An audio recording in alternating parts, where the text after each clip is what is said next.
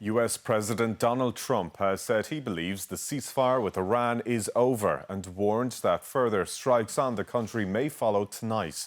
It comes after the two sides traded attacks overnight and this morning in what was the largest escalation of violence since a memorandum of understanding was signed 3 weeks ago. The ceasefire between the US and Iran had already been showing signs of strain. But last night brought new levels of escalation.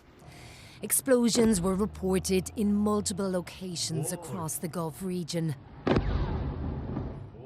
Before Donald Trump delivered this stark message. Is the ceasefire done? Is the MOU dead? To me, I think it's over. I don't want to deal with them anymore. They're scum. You know what scum is? They're scum. They're sick people. His comments, which were made during a visit to Turkey for the NATO summit, sent oil prices surging, although he also added that negotiators on both sides can continue to talk. Just hours earlier, the US military announced it had targeted more than 80 sites in southern Iran in response to what it said were Iranian attacks on 3 commercial ships in the Strait of Hormuz yesterday.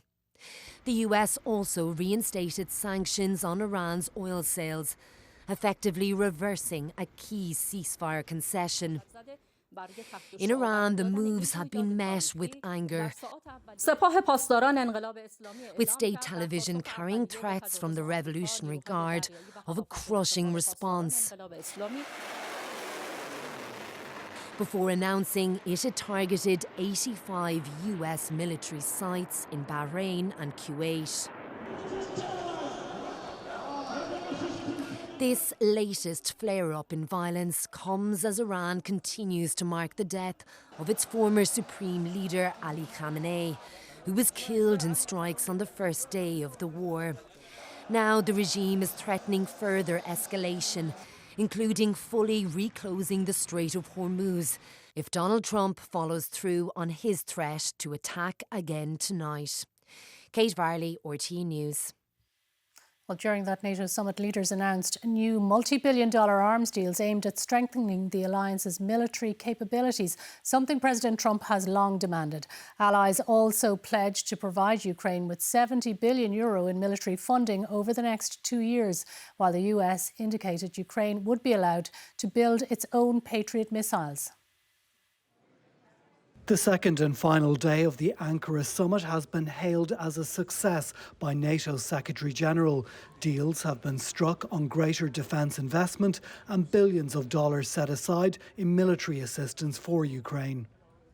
Allies pledged to provide at least €70 billion in military equipment, assistance and training for Ukraine this year and again next year as we continue to press for peace. Efforts to end the war in Ukraine were also back on the agenda, with President Trump pledging to give Kyiv the right to make Patriot air defence missiles during talks with Ukraine's President Zelensky. We understand what to do. It's our estimation what to do, how to bring peace, and I hope that you will do. I'm sure that you will do everything to stop this war. Earlier, President Trump plunged the summit into disarray by threatening to cut trade ties with Spain over its refusal to commit to NATO's new defence spending target. He also made renewed claims on Greenland, a self-governing part of Denmark protected by NATO.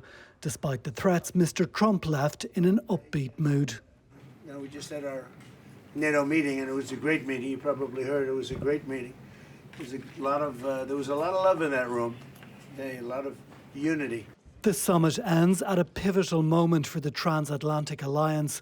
With tens of billions of dollars in new arms contracts announced, NATO allies hope they've demonstrated to Washington their long-term commitment to the alliance.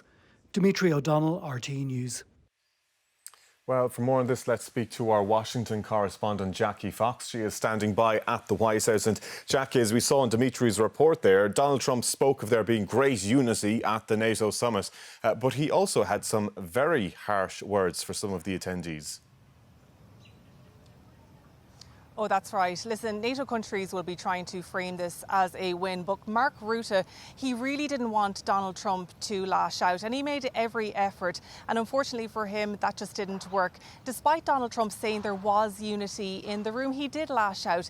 He described his European allies as hopeless, threatened to cut off trade with Ukraine, and also reiterated those threats to take over Greenland. Now, surprisingly, Ukraine came out of this unscathed. There was a really good meeting between President Trump and President Zelensky here, with President Trump promising to give those licenses to Ukraine to build those air defense systems. Now, the main target of Donald Trump's frustration was on Iran, though, and it's clear that even though we are not even halfway through this 60-day negotiation period, that President Trump is frustrated with the slow pace of negotiations. So once again, he is trying to tighten the screws on Iran with those threats. Now, we don't know if he's going to follow through with those threats, but the talks are still taking place, according to President Trump. They have not been scrapped. But what we do have to watch out for here now is if those tit-for-tat strikes, if they go beyond that, Tommy, because that would be a deterioration that is very, very difficult to come back from.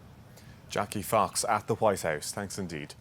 Well, returning to the situation in the Middle East, and we can speak to former CIA officer and Middle East expert Scott Modell, who's the CEO of the consultancy firm Rapidan Energy. Scott, thanks for joining us on 6-1. Donald Trump says the ceasefire is over, the Iranians are cuckoo, and he doesn't want to deal with them. That doesn't bode well for reaching a deal within that 6-week time frame set out in the Memorandum of Understanding. It doesn't bode well for reaching a deal. I think, thanks for having me, but I would say the way we're describing it is the MOU is initially a 60-day process. We consider it sort of a structurally spiky status quo, meaning the MOU will hold, but the confines of the MOU, there's going to be pushing and there's going to be shoving. There will be clashes and escalation. So this is sort of friction that we anticipated, but we don't think that it's very suggestive of how hard it's going to be to reach a final deal. I think there is some risk of military re-escalation, but I think what we're seeing here in the president's words in the latest clashes, we're willing to throw jabs, they're willing to throw jabs, but really I think both sides are interested in escalating to de-escalate. Now, the president has threatened further strikes tonight, though. He's saying he's going to hit the Iranians hard. So what do you expect in the short term? I expect in the short term more rhetorical sparring back and forth, a lot of ugly words, threats, but we're seeing the same threats that were trotted out in the 100 days or so of war, destroying desalination plants, hitting power plants, death and destruction, and ending Iranian civilization. The Iranians are retaliating with rhetoric of their own. But I think the next 24 to 48 hours, the U.S. could do something. There could be more strikes. I think when you see the Iranians hit a few ships as a way of exercising control, there's always going to be a disproportionate response from the United States. You're seeing that. And I think you'll see that over the next 24 hours. But again, the president reiterated today in his press conference, this is all about one single thing, and that's the Iranian nuclear program. But again, we're in a bumpy back and forth for the duration of not only this week, but the duration of whatever becomes of this MOU process. But even within that, as you say, a bumpy back and forth, they're not even close to getting to negotiate on some of the key issues. Like they're stuck on the Strait of Hormuz. How do you see it going within that 60 days? Is Iran likely to seek an extension, or what way do you see it going? I think the U.S. and Iran will have to seek an extension. Look, we're already weeks into this, and we barely had any contact at all with Iran. We did see the release of $3 billion last week. Nobody made much fanfare about it, but it's not enough. And the Iranians are going to say, look, that's part of it. But if you want us to loosen up the reins a little bit of control in Hormuz and help facilitate the return of transit of tankers and so forth, you're going to have to do more than that. So what I see, you see this back and forth. I think there's going to be escalation. I think that we're not going to get what we want, and they're not going to get what they want entirely, which kind of is a recipe for risk to the upside on military re-escalation. That's kind of where we are. But to your point, until we start meeting them regularly, until we have direct contact on a regular basis, it's really hard to consider, to think about advancing diplomacy, getting closer to a deal. And again, we're just in the initial 60 days. Our hunch is that this White House does not want crude prices to go up. It does not. It likes where the stock market is. It sort of likes kicking this thing to the back burner. It will escalate if necessary, but it really doesn't want to. It wants to put this in the rearview mirror, which is why I think they will renew the 60 days. And I think the Iranians are willing to renew the 60 days, and that was part of their strategy up front anyway. All right, Scott Modell, thanks for joining us on 6-1. You're welcome.